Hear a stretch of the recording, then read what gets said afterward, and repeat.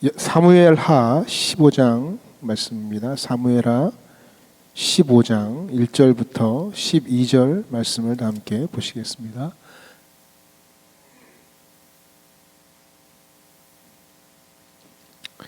사무엘하 15장 1절부터 12절 말씀을 다 함께 교독하도록 하겠습니다.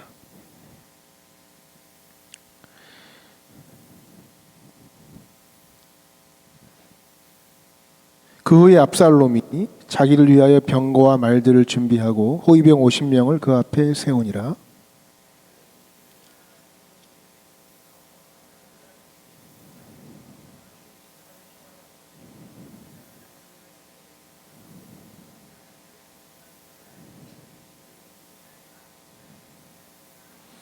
압살롬이 그에게 이르기를 보라, 내일이 옳고 바르다마는 내 송사를 들을 사람을 왕께서 세우지 아니하셨다 하고,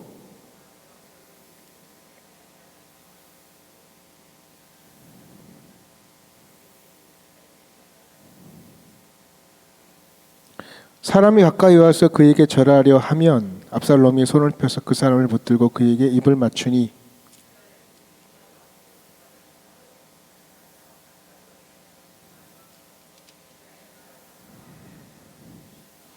사년 만에 압살롬이 왕께 아뢰되 내가 여호와께서 원한 것이 있사오니 청하건대 내가 헤브론에 가서 그 서원을 이루게 하소서.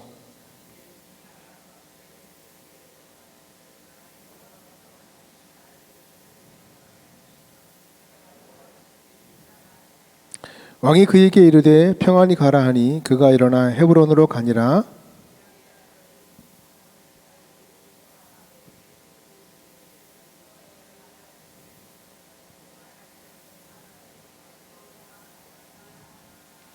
그때 청함을 받은 200명이 압살롬과 함께 예루살렘에서부터 헤브론으로 내려갔으니 그들은 압살롬이 꾸민 그 모든 일을 알지 못하고 그저 따라가기만 한 사람들이라. 즉 사람을 보내 다윗의 모사길로 사람 아히도벨을 그의 성읍길로에서 청하여 온지라. 반역하는 일이 커가매 압살롬에게로 돌아오는 백성이 많아지니라. 아멘. 할렐루야. 우리 좌우로 인사하겠습니다. 당신은 나의 감동, 하나님의 감동입니다. 인사하겠습니다. 네. 네. 네. 얼굴 딱 봐도 너무 감동적이죠? 네. 여러분 감동입니다. 어떤 남자가 고물상에 가서 물건을 고르다가 한문이 막 쓰여져 있는 책자 비슷한 서류를 발견했어요. 와, 이거 돈 되겠는데? 그래서 막 알아볼 수 없는 한문으로 쫙 써 있으니까 신기했어. 이거 되게 오래된 것 같다는 느낌이 들어서 이걸 챙겨 갖고 왔습니다. 싸게 사서. 그리고 어느 날 매스컴에 진품 명품 쇼가 있길래 가지고 나갔어요. 이거 분명히 이거 비쌀 거다. 그리고 나가서 검진을 싹 봤는데 그 검진했던 사람이 딱 보더니 한마디 툭 던졌습니다. 이거 노비 문서입니다.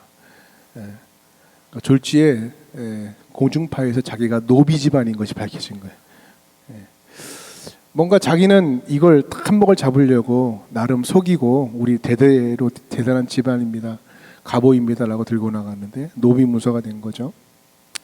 이런 걸 우리는 자승자박이라고 합니다. 그러니까 자기의 지혜, 자기의 꾀, 그러니까 자기의 줄로 제 몸을 올가 묶는다는 말이 자승자박인데요. 결국 자신이 한 행동과 말로 인해서 자신이 낭피를 당한다는 그런 것입니다. 바로 오늘 이런 사람이 오늘 본문에 나오게 됩니다. 그가 누구냐? 압살롬이라는 사람이죠. 왕이 찬탈을 위해서 용의주도하게 쿠데타를 계획하였습니다. 자, 오늘 본문을 보면 그 배경과 동기를 본문에서 이렇게 설명을 하는데 1절 말씀을 같이 한번 읽어봅시다. 시작. 그 후에 압살롬이 자기를 위하여 병거와 말들을 준비하고 호위병 50명을 그 앞에 세우니라. 네, 여기서 뭐라고 앞에 표현해요? 그 후에 압살롬이 자기를 위하여. 그러니까 이 말을 통해서 우리가 뭘 깨달습니까? 이 사람은 자기중심적인 사람이다. 네. 누구나 다 자기중심적이잖아요. 사람들은 본능적으로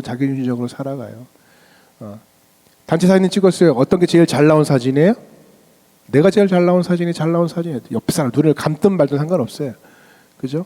근데 더 자기중심적인 사람이 누구였냐? 압살롬이죠. 어떤 일을 하든지 그 중심에는 자신의 이익이 자리 잡고 있었던 사람이에요.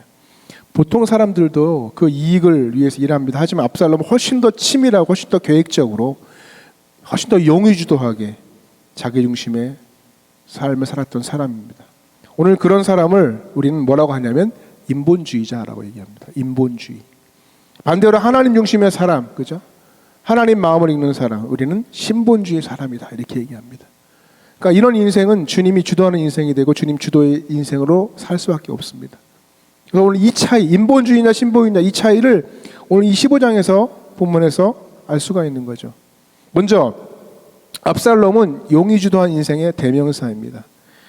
배경을 보면 압살롬은 여동생 다말이 배다른 형제 암논에게 겁탈당했다는 이유 때문에 2년 동안 칼을 갈았잖아요. 그리고 기다리고 있다가 암논을 살해했습니다. 이거 계획살인이거든요. 이것은 암논을 살해한 표면적인 이유였는데요. 그 속내를 보면 저는 그렇게 생각합니다. 암논이 왕위 계승 서열에서 자기보다 한 발 앞서 있었기 때문에 죽인 것이라 생각해요.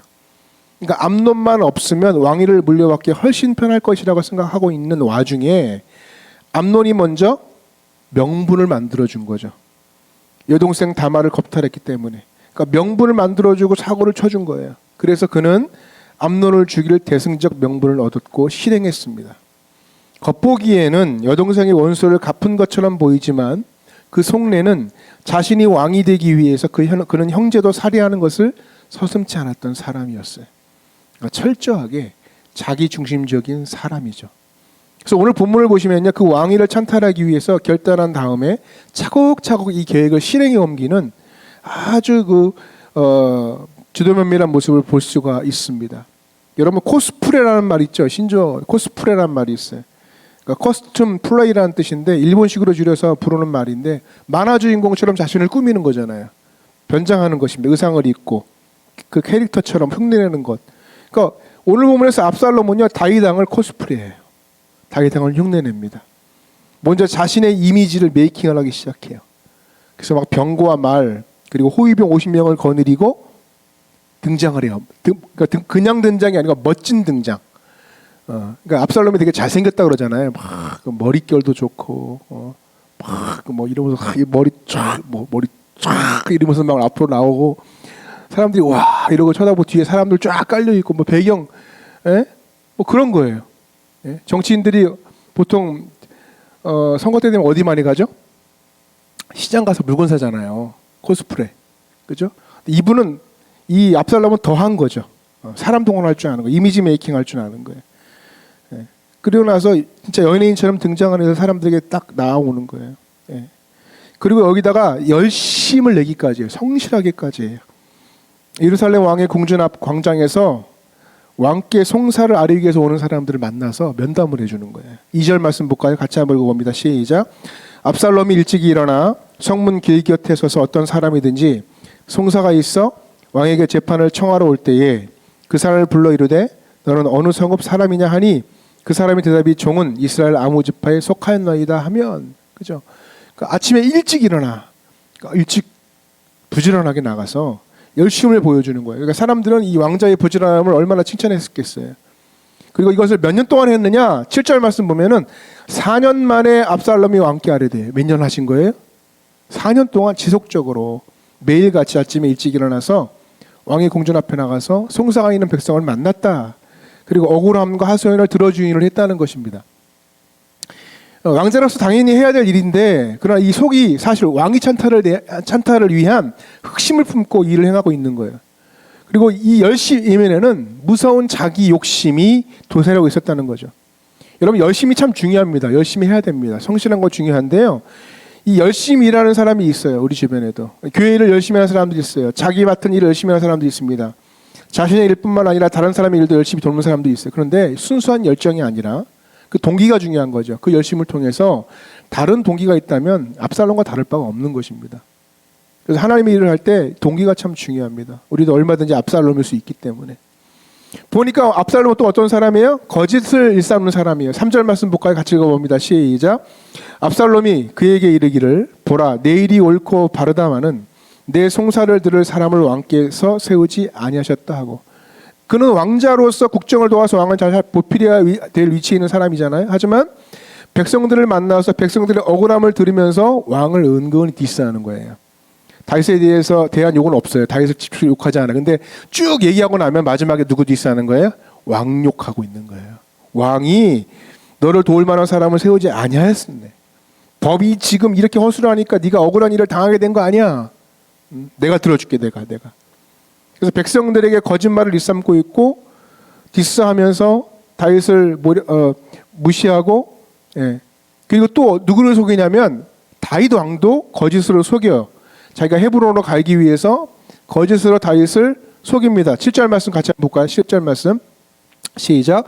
4년 만에 압살롬이 왕께 아뢰되 내가 여호와께 서원한 것이 있사오니 청하건대 내가 헤브론에 가서 그 서원을 이루게 하소서. 헤브론에 가겠다는 건데 그거 근거가 뭐냐면 내가 서원한 것이 있다. 그러니까 헤브론에 가서 예배하고 싶다는 거예요. 예배하고 싶다. 하나님께 약속한 것이 있다. 예배하고 싶다. 거짓말하는 거예요. 다윗에게 지금요. 그러니까 거짓을 위해서 뭘 빙자해요? 예배 드리러 가겠다라고 빙자하고 있는 것입니다. 헤브론에 가서 예배하겠다. 그러니까 다윗의 정치적인 기반이 뭐예요? 헤브론이에요.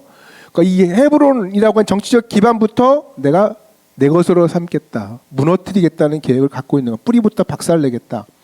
그래서 왕에게도 거짓말을 하고 백성들에게도 거짓말을 일삼고 있습니다. 네.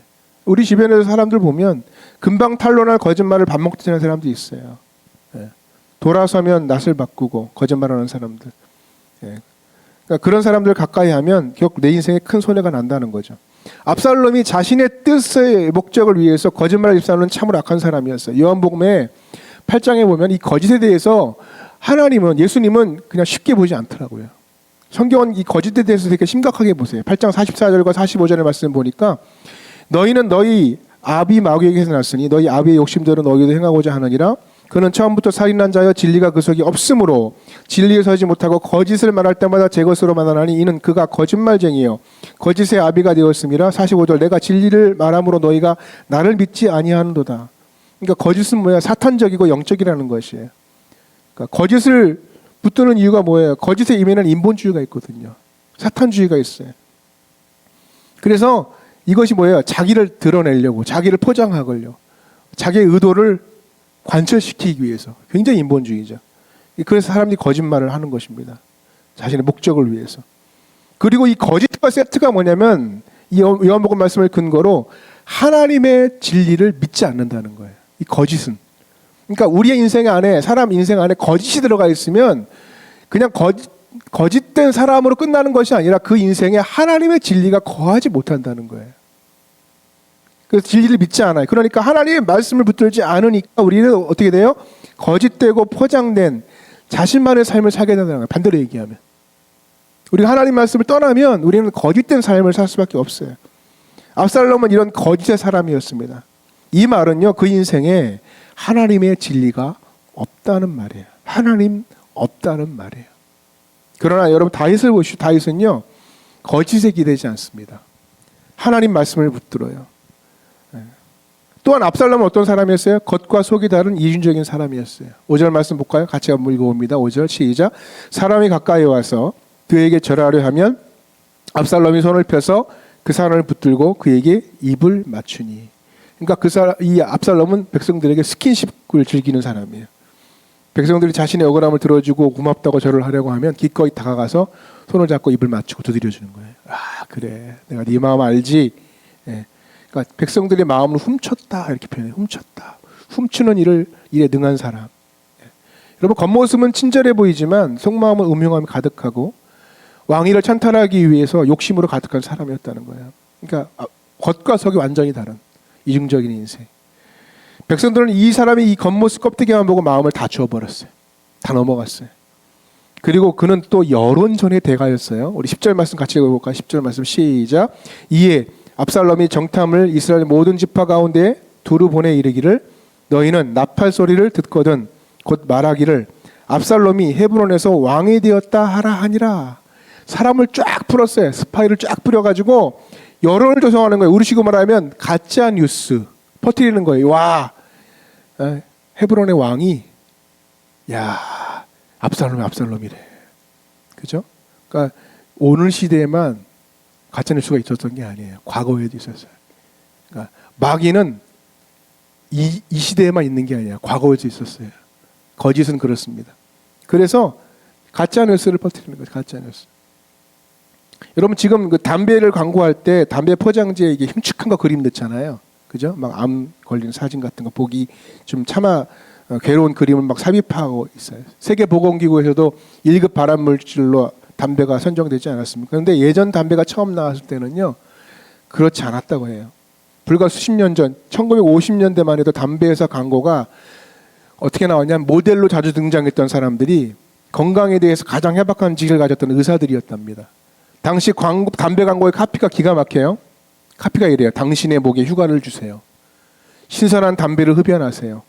당신의 담당 의로서 특별한 필터가 있는 이 담배를 추천합니다. 2만 명이 넘는 의사들이 이 담배가 다른 제품보다 덜 자극적이라고 말합니다. 3만 8천여 명의 의사들이 담배를 피우라고 말합니다. 그 광고의 가장 압권이 뭐냐, 어느 모녀가 의사와 즐겁게 상담하고 있는 모습이 실리는 광고였는데 딸이 이렇게 얘기해. 카피에 저는 100살까지 살 거예요.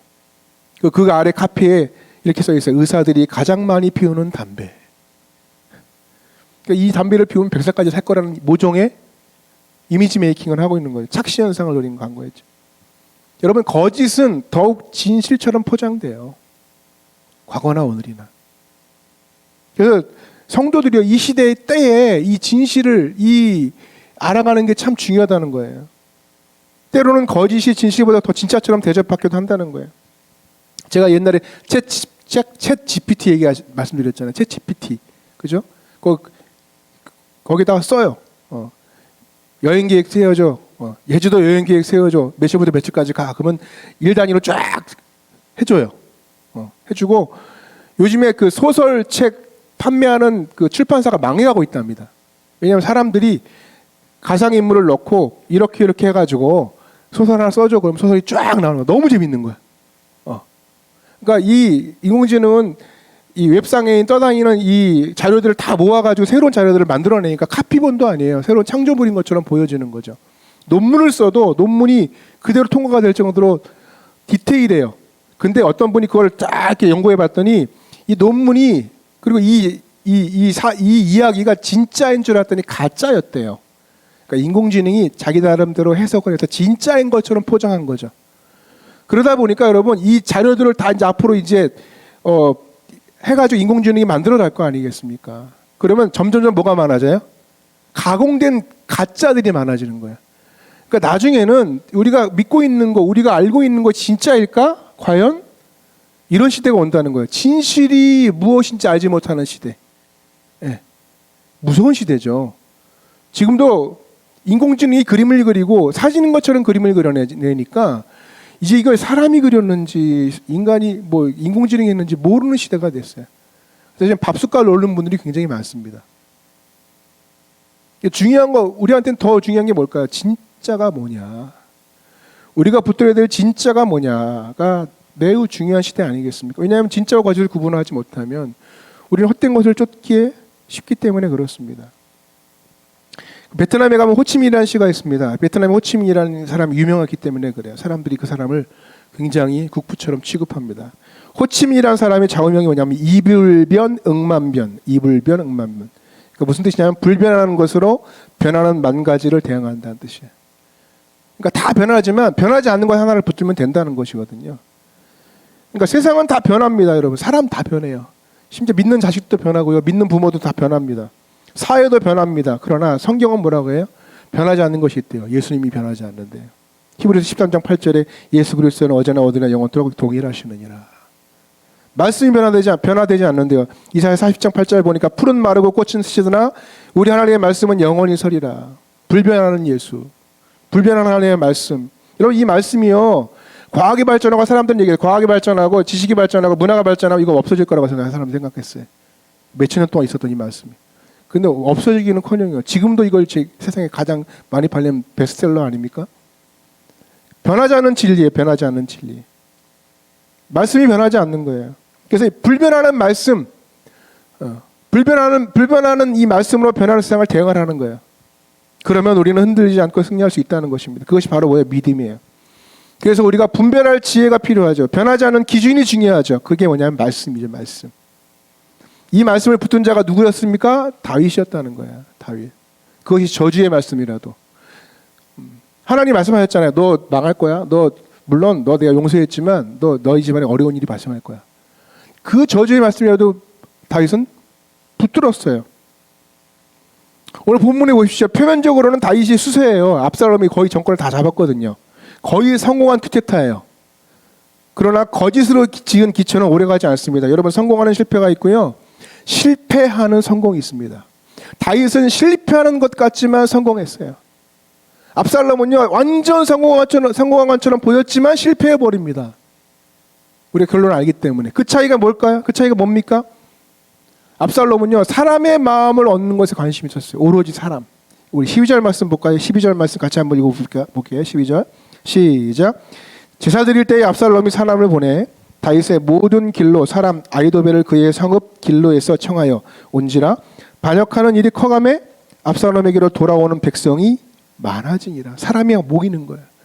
와, 압살롬이 왕이야. 사람의 마음을 훔쳤고 사람의 마음을 얻었습니다. 이러면 성공할 거라고 생각했어요. 그러나 하나를 빠뜨렸어요. 누구의 마음? 하나님의 마음. 다윗은 하나님의 마음이 가장 중요했습니다. 다윗은 도망가면서, 이제 이후에 읽진 않았지만 도망가요. 왕궁을 비우고 도망갑니다. 얼마나 창피한 일입니까? 도망가면서 사람을 의지 않아요. 근데 심지어 따라온 사람도 너희들 왜 따라오냐 그래. 이 불리한 상황에 너희 왜 따라오냐 묻습니다. 그리고 24절에 한번 읽어봐. 24절 25절 같이 말씀을 한번 읽어볼게요. 시작.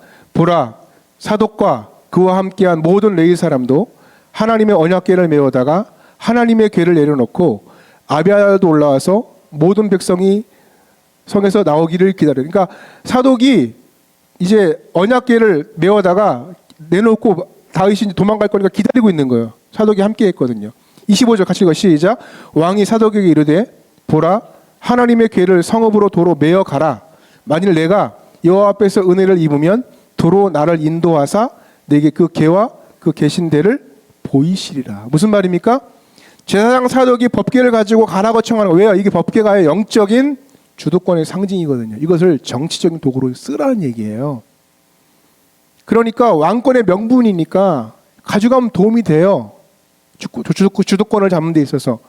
다윗이 뭐 어떻게 해요? 거절하죠. 왜 거절합니까? 내가 이 언약궤 가지고 포장하지 않겠다는 거예요. 인간적인 방법으로 포장하지 않겠다. 그리고 뭐라고 말합니까? 여기 보니까 25절에 여호와 앞에서 은혜를 입으면, 무슨 말이죠?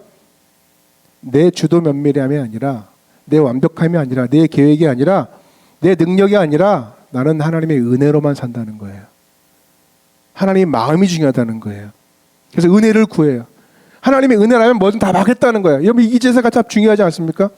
하나님의 은혜는 뭐야? 주신 거예요. 하나님 주시는, 거저 주시는 거예요. 이 주신 건 다 좋다는 거예요. 나 그래서 이것을 구하겠다는 거예요. 때로는 하나님이 광야를 보내세요. 광야도 은혜인 거예요.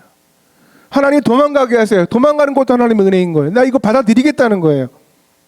억지로 하지 않겠다.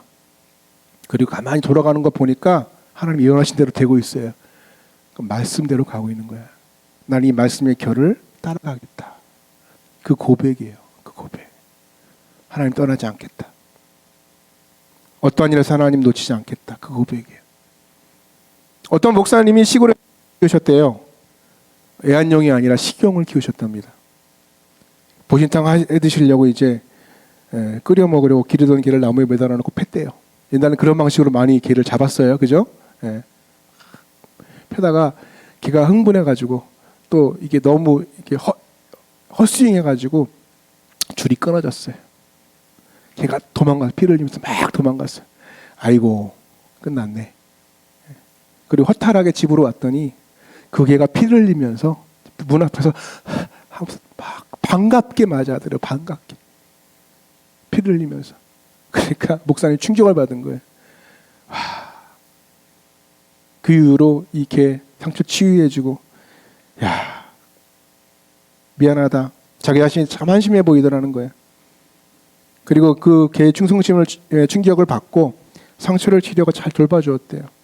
그리고 어느 날 하나님께 기도하는데요, 그 개 생각이 나더랍니다. 그리고 이렇게 기도했대요. 주여, 나도 이 개 같은 목사가 되게 하여 주옵소서. 개 같은 말이 좀 그렇죠? 예. 여러분 개 키우시죠, 그죠? 개 왜 키우세요? 개가 하루 종일 주인 기다린다잖아요, 그죠? 문 탁 열면은 확 나와서 안기고. 예. 그런 생각을 해봤어요. 우리가 하나님 앞에 개처럼만 반응해도 하나님 얼마나 좋아하실까? 하루 종일 기다리잖아요. 하루 종일 문 앞에서 어떤 개를. 그렇게. 여러분 어떤 환경에도 하나님만 바라보고 떠나지 않은 여러분 되시기를 축복합니다. 그런데 여러분 압살롬은요 하나님의 마음에 관심이 없었습니다. 내가 주도해서 쟁취하는 것이 중요한 것이. 그러나 우리는 알죠? 결국 성공한 것 같지만 실패하게 되면 압니다. 여러분 우리도 압살롬의 길을 걸을 수가 있습니다. 공부 잘 된대요. 좋은 대학 갔습니다. 와 취업도 잘 되네요. 좋은 직장에 갔습니다. 와 좋은 사람 만나서 이쁜 아내, 멋진 남편, 승승장구합니다. 임영웅 같은 남편 만났어요. 나중에 임영웅 같은 자식을 낳았어요. 얼마나 좋습니까? 입이 찢어지죠, 그죠? 그런데 마지막에 그 성공이 실패가 될 수 있다는 거예요. 마지막에 실패할 수 있어요. 성공한 것 같으나 실패하는 걸음. 우리의 걸음이 성공한 실패가 되지 않기를 원합니다. 아예 그냥 첫 번째부터 실패했으면 하나님께 돌아올 인생인데 오히려 그 성공 때문에 그 시간 다 낭비하고 하나님께 돌아올 기회를 잃어버릴 수도 있다는 것입니다. 여러분 하나님 없는데 너무 잘 나가십니까? 하나님 없는데 너무 승승장구하십니까? 두려워하시기 바랍니다. 반대로 다윗처럼 쫓기십니까? 혹시 궁지에 몰리고 계십니까? 그럴 때일수록 하나님의 은혜를 구하고 붙드는 여러분 되시기를 바랍니다.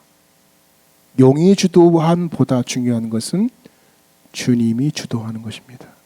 하나님이 주도하는 것입니다. 여러분의 인생이 주님이 주도하는 인생이 되기를 주님의 이름으로 축복합니다. 찬양하겠습니다.